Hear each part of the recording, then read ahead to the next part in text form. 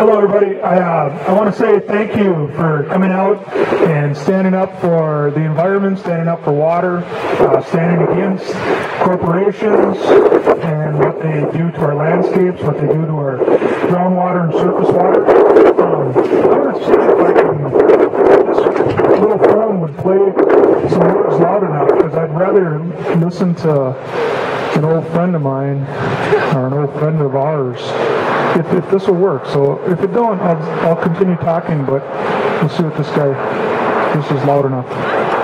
Said, we will create the earth because that is good, and all that is part of it, and all the soils and all of the inanimate things as we know them was part of that first creation. And then he said, on that we will put the vegetation. And in that vegetation we will create medicine. And we will allow the people of this great earth to turn to all of the vegetation, to all of our needs. And then we will create the people. And he created the deer, Wawashkeshi. And he created Gigo. And yes, he created a clan and the dragonfly. And the world was complete. And the world was complete. Each dependent on each other. It was a harmonious time. There was harmony in this creation. It was a good vision. But the Creator didn't stop. He said, we'll create one more. One more people we will create. The Anishinaabe, the people, you. We are dependent on all of those first three creations. If we lose the vegetation, we will die. If we lose the animals who give us our spirit, who give us our name, who come to us in the sweat lodge and say, you will be Makoons. We will lose our identity, we will lose our spirit. And if we lose our rivers and Chigame and the purity of clouds and the spirit of that, we will die. Let me say this, that they will be very happy when that happens, when we pass on. When we are no longer here, Mother Earth will smile. The animals will be happy. And the vegetation will grow free. And the waters will once more purify themselves. And the earth will survive. So let us remember that this struggle is not to protect the earth.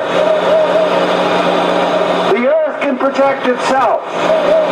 Let us admit today, we are here to protect ourselves because we will not survive if we continue in the directions that we are going. And it is not a choice.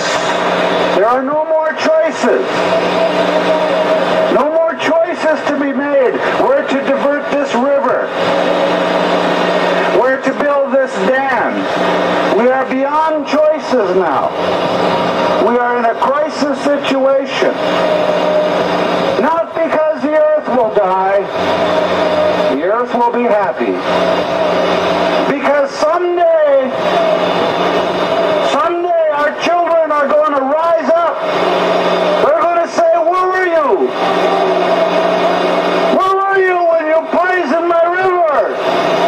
Where were you when I can't eat the fish no more? And we'll be too feeble to run.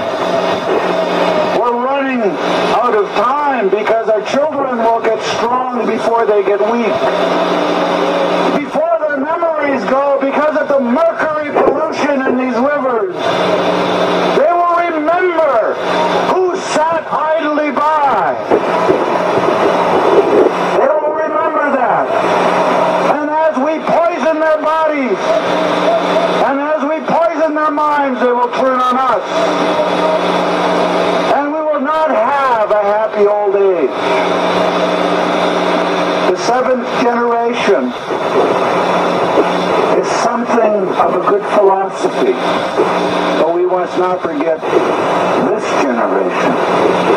It is that close.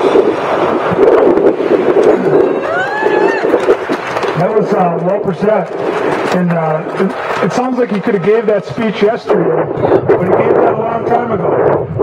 And when you think about what's transpired since he delivered those types of words, it's amazing to think that corporations have become humans, that water and cleaning water is looked at as a growing market.